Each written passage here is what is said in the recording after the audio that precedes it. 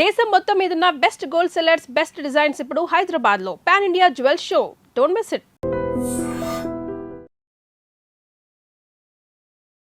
నమస్కారం, welcome to iDream. ధర్మ మార్గం విత్ విజిత కార్యక్రమానికి స్వాగతం.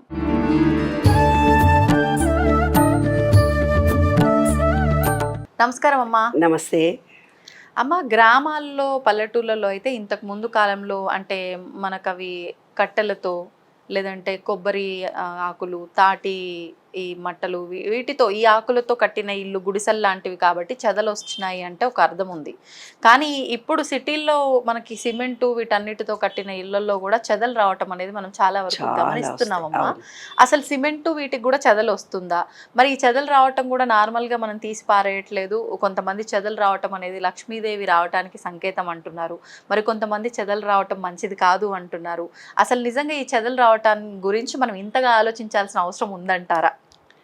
ఏం లేదు నాన్న, ఈ విశ్వంలో ఉన్నటువంటి కొన్ని జీవాలకి మనకు లా ఆఫ్ వన్నెస్ అంటే విశ్వంలో కొన్ని జీవాలు ఉన్నాయి కదా, ఆ జీవాలు గనక చచ్చిపోతే మనిషి జీవనం లేదు తెలుసా.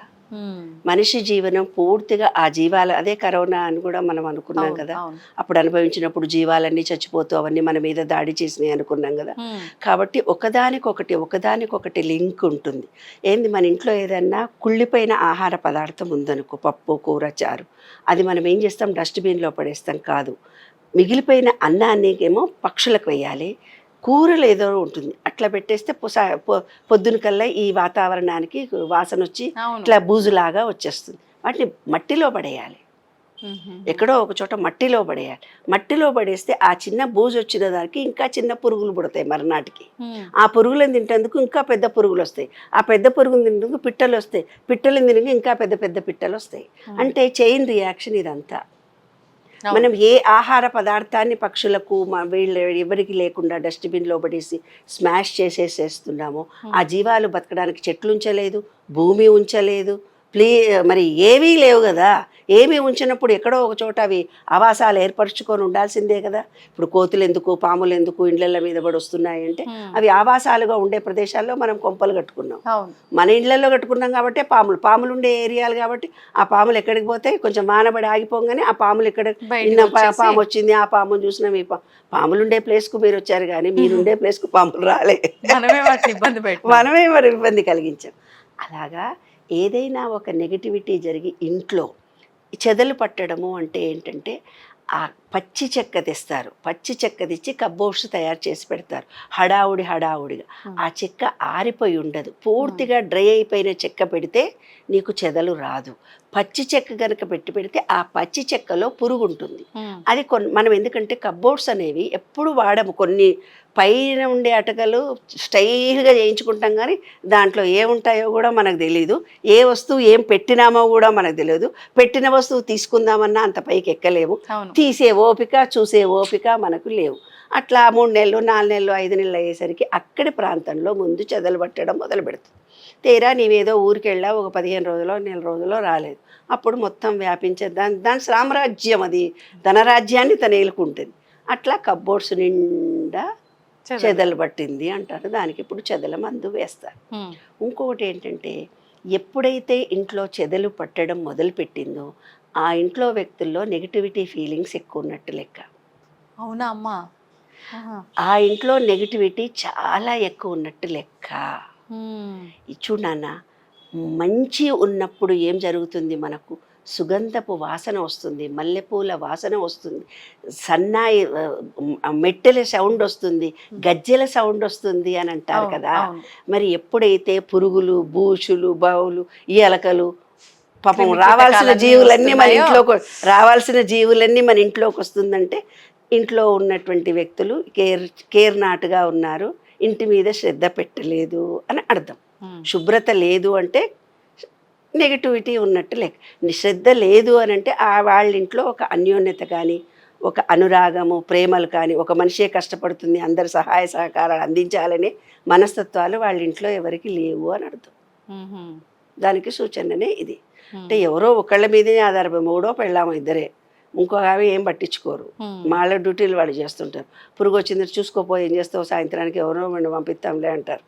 అంటే శ్రద్ధ పెట్టడం లేదు ఇంట్లో ఉన్న వ్యక్తులందరూ. ఎప్పటి కాలంలో పాపం మా కాలంలో అయితే ముసలోళ్ళో ముడుగోళ్ళో పని లేని వాళ్ళు ఉంటుండే. అయ్యో ఈ కబ్బోర్డు ఆ కబ్బోర్డు తోచనప్పుడల్లా తీసి దీన్ని అక్కడ పెట్టేవాళ్ళు, దాన్ని ఇక్కడ పెట్టేవాళ్ళు. ఇప్పుడు భార్యాభర్తలు ఇద్దరే ఉంటారు. వాళ్ళు పొద్దున ఆఫీస్కి వెళ్ళి సాయంత్రం వచ్చి అలసిపోయి వచ్చి ఏ డబ్బాలో ఏముందో ఏమి ఈ డబ్బాలో నేను పెట్టినంటే ఆయన ఇంకో డబ్బాలో పోసింటాడు, చక్కెర కనపడదు మనకి. కాబట్టి ఇప్పుడు ఉన్నటువంటి కాలమాన పరిస్థితులను అనుసరించి ప్రతిదాన్ని టచ్ చేసే అవకాశాలు లేకపోవడము, ఇంట్లో నెగిటివిటీ ఎక్కువ ఉండడము, అవగాహన రాహిత్యం ఉన్నప్పుడు ఇలాంటి బ్యాడ్ మనకు కనిపిస్తుంది. కాబట్టి శుభ్రపరుచుకొని పాజిటివ్ ఎనర్జీని పెంచుకోవడానికి ఇంకొక చిన్న టెక్నిక్ చెప్పాను నేను. ఏంది, ప్లాస్టిక్ బౌల్స్లో కానీ గాజు సీసాలో కానీ దొడ్డు ఉప్పు అని ఉంటుంది, ఉప్పు రా సాల్ట్ 4 వైపులో పెట్టుకోవాలి ఇంట్లో.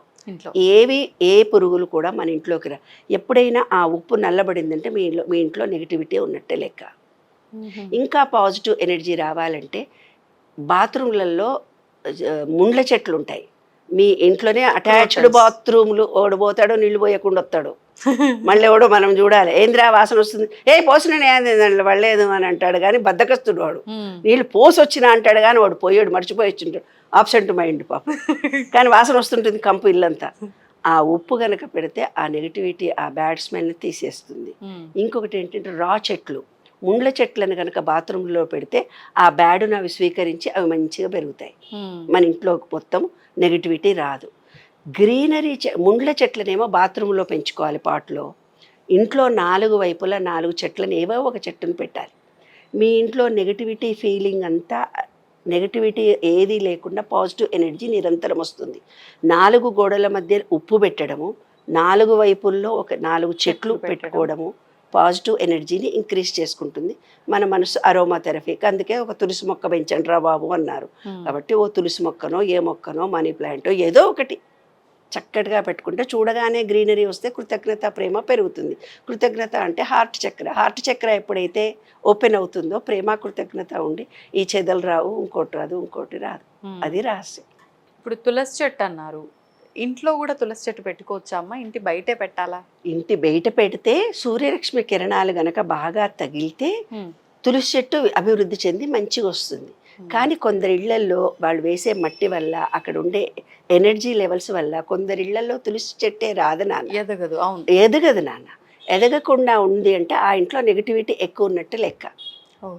ఇంకొకటి ఏంటంటే ఈ తులసి చెట్టు అనేది కానీ కొన్ని రకాలైన చెట్లు ఏవైతే ఉన్నాయో, మనము టాయిలెట్కి వెళ్ళొచ్చి ముట్టుకున్నా, లేదంటే పీరియడ్స్తో ముట్టుకున్నా, ఎవరైనా బయట తిరిగి వచ్చి నెగటివ్ ఎనర్జీతో ముట్టుకున్నా, మనం తగిలినా అవి వాడిపోవడం కానీ చచ్చిపోవడం కానీ జరుగుతాయి.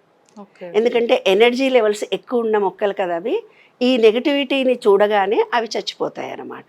కాబట్టి తులసిని ఇంట్లో పెట్టుకోవచ్చు, బయట పెట్టుకోవచ్చు. అంటే కిటికీ ఉందనుకో ఓపెన్ చేసుకోవాలి, సూర్యరశ్మి కిరణాలు తగిలితే లోపల కూడా పెట్టుకోవచ్చు. కాబట్టి లోపల పెట్టుకునే ఇండోర్ ప్లాంట్స్ చాలా ఉన్నాయి, అందరి ఇంట్లో కూడా పెట్టుకుంటాం. ఎందుకంటే మా పక్కది ఇంకో గోడ వేరే వాళ్ళది కదా, మనది కాదు కదా. ఆ గోడ పక్కన వేరే వాళ్ళది కదా, ఈ గొడవల గోడనే మనది కదా. కాబట్టి మనకు ఉన్న దాంట్లోనే మనం బ్రతకాలి. ఎంత కాళ్ళు జాపుకోవాలనో అంతే జాపుకోవాలని శాస్త్రమే ఉంది కదా. కాబట్టి ఉన్న చోట గ్రీనరీని మనం రోజు చూడాలి, ఇంట్లో అన్యోన్యత ఉండాలి, పిల్లలలో ప్రేమ కృతజ్ఞత భావం పెరగాలంటే గ్రీనరీ కంపల్సరీ ఉండాలి. గ్రీనరీని చూస్తేనే ప్రేమ కృతజ్ఞత వచ్చి హార్ట్ చక్ర ఓపెన్ అవుతుంది, నెగటివిటీ మన ఇంట్లో కూడా రాదు. ప్రేమ కావాలనుకుంటే ఏం చేయాలి? ఇప్పటి నుంచి 4 మొక్కలు ఇంట్లో పెట్టుకోండి. బ్యాడ్ స్మెల్ ఇంట్లోకి రావద్దంటే బాత్రూంలో ముండ్ల చెట్లు పెంచండి. నెగిటివిటీ వైరస్ ఏమీ రాకుండా ఉండాలంటే ప్లాస్టిక్ దాంట్లో కానీ గాజు దాంట్లో కానీ ఉప్పు వేసి 4 వైపులా పెట్టుకోండి. ప్రతి అమావాస్య మరునాడు తీసేయాలి. అమావాస్య వరకు ఉంచి అమావాస్య మరునాడు అన్నీ తీసి పడేసి కడిగి మళ్ళీ కొత్త ఉప్పు పెట్టాలి. ప్రతి అమావాస్య వరకు ఉంచాలి. ఓకే, అది రహస్యం. ధన్యవాదాలమ్మా. తవ్వుతూనే శివలింగం. సరే దాన్ని అట్లా కప్పేసేయండి, చూపించదండి. Krishna is there. మూర్తి పూజ కాదు, సాక్షాత్ బ్రజేంద్ర నందన భగవాన్ ఉన్నారు మూర్తిలో. ఏమీ ఆశించకుండా ఆరాధించే వాళ్ళు కూడా ఉన్నారా ప్రభుజీ? నిజమైన భక్తి అంటే మనకు తెలియదు కాబట్టి